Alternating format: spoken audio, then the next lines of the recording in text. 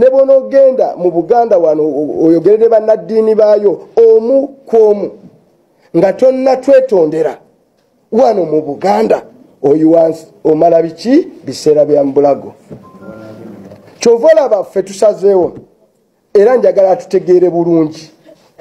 tetujja kutuula mu lukiiko lwa palamenti lwonna tetujja dukkiriza genda mu maaso lwonna nga tanavaayo okwogera ku nsonga y'okusalawo n'okudividinga eggwanga lino abawakanya emmwanyi n'atuyita Abaganda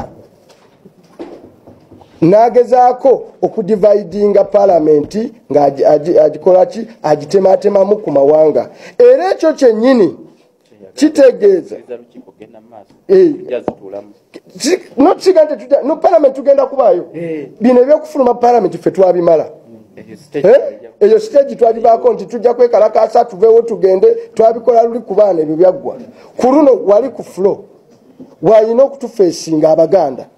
kubanga enkya tunaabeera tutya nga besituka ng'otunulira ng'Omuganda so ng'omubaka waki wa palamenti si ffe twasalawo constituency baziteme nga bazitema mu bitundu bye tuzaalibwamu si ffe twakisalawo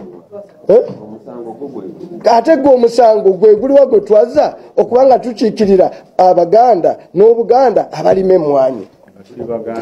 n'olwekyo kitegeeza nti etteeka lino we liyimiridde tugamba gavumenti ya Uganda nga mwamaze oddira mbaza galubindi ez'emmwanyi mubeere basajja muyimirire bonna ntogo mulijeyo